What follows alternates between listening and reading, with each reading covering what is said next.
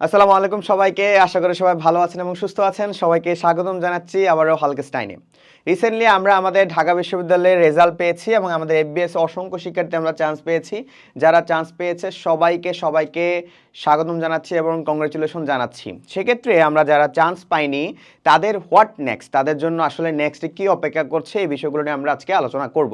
সেক্ষেত্রে আমরা এই বছর ঢাকা বিশ্ববিদ্যালয়ের সিউনিটে যারা পরীক্ষা দিয়েছিলাম আমাদের পাশের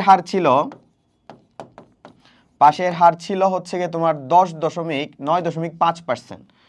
9.5% আমাদের পাশের হার ছিল এবং আমাদের ফেল সংখ্যা ছিল প্রায় 90.5% এবং আমাদের কাট মার্ক এই বছর ছিল হচ্ছে 78.5। ঠিক আছে, তো সেক্ষেত্রে অসংখ্য শিক্ষার্থী কি বলবো, অসংখ্য শিক্ষার্থী ফেল গিয়েছে, অসংখ্য শিক্ষার্থী তাদের এক্সপেকটেশন অনুযায়ী আসলে পার করতে পারেনি। সেক্ষেত্রে আমরা আসলে আমাদের নেক্সট টার্গেটটা আসলে কি হতে চলেছে, আমি তোমাদের সবচেয়ে একটা সিম্পল কথা বলবো। এখন থেকে যদি জিএসটির প্রিপারেশন শুরু করো, এই আজকে থেকে যদি জিএসটির প্রিপারেশন শুরু করো, তাহলে তোমার জিএসটিতে চান্স পাওয়া সম্ভব। কিভাবে, এই রিয়েলিটিটা তোমাদের কাছে আজকে আমি শো করব। তো আমাদের এফবিএস মিস হয়ে গিয়েছে, আমাদের নেক্সট টার্গেট অবশ্যই হচ্ছে জিএসটি। ঠিক আছে, তো সেক্ষেত্রে অনেকের আবার আরইউ টার্গেট থাকতে পারে, আর একটা অপশন হিসেবে আমরা আরইউকেও এখানে রেখেছি। আচ্ছা, তো সেক্ষেত্রে যারা জিএসটিকে টার্গেট করছো, জিএসটির ভর্তি পরীক্ষা কবে? জিএসটির ভর্তি পরীক্ষা হচ্ছে আমাদের 27 মার্চ। তার মানে আজকে যদি জানুয়ারির প্রথম 10 দিন হয়, সেক্ষেত্রে জানুয়ারির আছে 20 দিন, আমাদের ফেব্রুয়ারি আছে তোমার 28 দিন এবং মার্চের দিকে আছে আমাদের 28 দিন। বলা চলে আমাদের হাতে মোরললেস কত, আমাদের হাতে প্রায় 3 মাস প্লাস আছে, মানে 3 মাসের কাছাকাছি সময় আমাদের হাতে আছে, বা 2-2.5 মাস সময় আছে। ঠিক আছে, তো এক্ষেত্রে আমাদের প্রিপারেশনটা আমরা কিভাবে নিব, বা আমাদের সামনের যে রিয়েলিটি, আমরা অলরেডি ঢাকা বিশ্ববিদ্যালয় এফবিএসে ফেল করেছি, আমরা অলরেডি ঢাকা বিশ্ববিদ্যালয় এফবিএস মিস করেছি। হ্যাঁ, সেক্ষেত্রে আমাদের আলটিমেট অপশন অবশ্যই জিএসটি।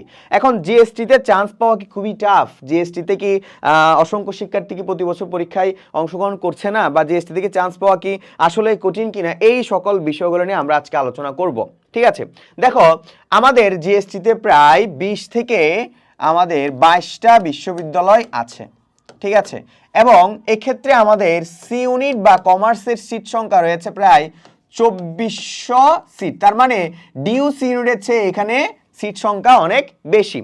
এখন তোমার কাজ থাকবে ভাইয়া, আমাকে এখন থেকে কিভাবে প্রিপারেশন নিলে আমি ওই জায়গাটা ক্র্যাক করতে পারবো। দেখো আমাদের এখানে সাবজেক্ট কি কি বলতো, আমাদের জিএসটিতে যদি আমি প্রিপারেশন নিতে চাই, সেক্ষেত্রে আমাদের সাবজেক্ট হচ্ছে ইংলিশ, বাংলা, অ্যাকাউন্টিং এবং ম্যানেজমেন্ট। ঠিক আছে, English 15, Bangla 15, accounting 35, management 35। Syllabus সহজ, 100 মার্কস, খুবই সুন্দর এবং সাজানো গোছানো সিলেবাস। এবং পরীক্ষা শুধু কি বলতো, এমসিকিউ। পরীক্ষা শুধু কি এমসিকিউ। তোমরা যারা ঢাকা বিশ্ববিদ্যালয়ে অলরেডি মিস করে ফেলেছো, সেক্ষেত্রে তোমার নেক্সট টার্গেট এই কারণেই জিএসটি হবে, কারণ হচ্ছে এখানে তুমি অলরেডি অ্যাকাউন্টিং পড়েছো, তুমি অলরেডি ম্যানেজমেন্ট পড়েছো, তুমি অলরেডি বাংলাও পড়েছো, তুমি অলরেডি ইংলিশও পড়েছো। ওকে, তো জিএসটিতে প্রতি বছর বলা চলে ধরো না 20,000-এর কাছাকাছি পরীক্ষা দেয়, বলা চলে এর বেশি না, 20-25 হাজার স্টুডেন্ট পরীক্ষা দেয়। এবং এখানে জিএসটিতে একদম সহজভাবে যদি বলি, তুমি যদি 60 মার্কস এনশিওর করতে পারো, মানে 60% মার্কস এনশিওর করতে পারো এই 100%-এর মধ্যে, তোমার চান্স হবে। আমি বলে দিচ্ছি, লিখিত নিয়ে নাও, এটা আজকে এই ভিডিও থেকে লিখিত নিয়ে নাও যে তুমি যদি 60 মার্কস পেয়ে যাও, তোমার চান্স হয়ে যাবে।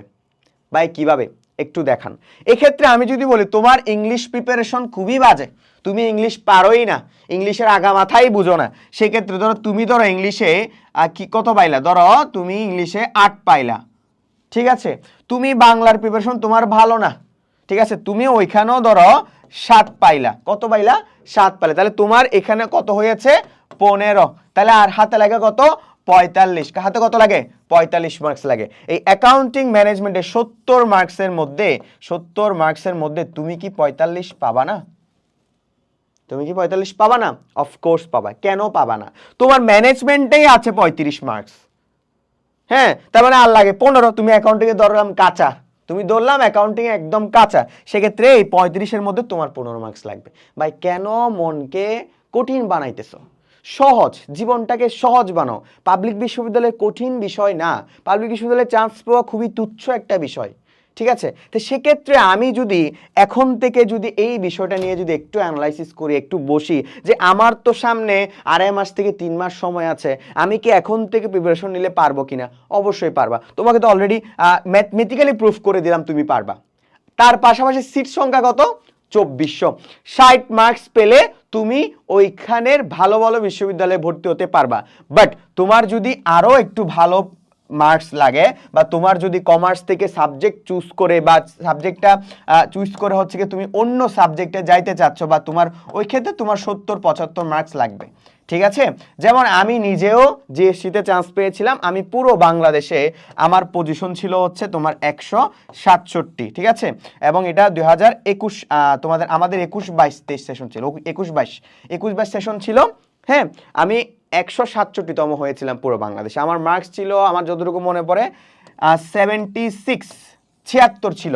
এবং আমি তখন ঢাকা বিশ্ববিদ্যালয়ে চান্স পেয়ে গিয়েছিলাম, এবং আমি খুব সিম্পলি একটা পরীক্ষা দিতে গিয়েছিলাম, জাস্ট রাঙামাটি ঘুরতে গিয়েছিলাম, সেই সুবাদে আমি পরীক্ষাটা দিয়েছি। আমার আসলে পরীক্ষা দেওয়ার কোনো ইচ্ছা ছিল না, তো আমি জাস্ট এমনিই পরীক্ষা দিয়েছি, সেখানে আমার 76 মার্কস আসছে।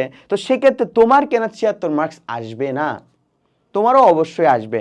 তুমি যদি এখন থেকে নিজেকে ওইভাবে প্রিপেয়ার করো, এখন থেকে যে সামনে জিএসটিকে টার্গেট করে একটু পড়াশোনা করো, দৈনিক যদি একটা নির্দিষ্ট টাইমে যদি তোমার নিজেকে বেঁধে রাখতে পারো, তাহলে তোমার চান্স পাওয়া সম্ভব। সেক্ষেত্রে তুমি ঢাকা বিশ্ববিদ্যালয়ে এফবিএসে ফেল করেছো, সেটা নিয়ে সারাদিন যদি কান্নাকাটি করো, সেটা নিয়ে সারাদিন যদি মানুষকে পেইন দাও, নিজের মা বাবাকেও পেইন দিচ্ছ, নিজেও পেইন খাইতেছো, বন্ধু বান্ধব থেকে পেইন খাইতেছো, তাহলে দরকারটা কি? দরকার নাই তো। আমি অল্টারনেটিভ হিসেবে জিএসটিকে বেছে নিব। এখন আসো, হালকেস্টেন জিএসটির জন্য কি কি দিচ্ছে? হালকেস্টেন কমার্স থেকে আমরা জিএসটির জন্য যারা সি ইউনিটে ভর্তি পরীক্ষা দিবে, সেক্ষেত্রে আমরা তাদের সিলেবাসের ক্ষেত্রে আমরা কিছু বিষয় মেনটেন করেছি। এক্ষেত্রে হচ্ছে আমরা বাংলার জন্য প্রায় 30টি ক্লাস দিচ্ছি, এবং ইংরেজির জন্য 30টি ক্লাস দিচ্ছি।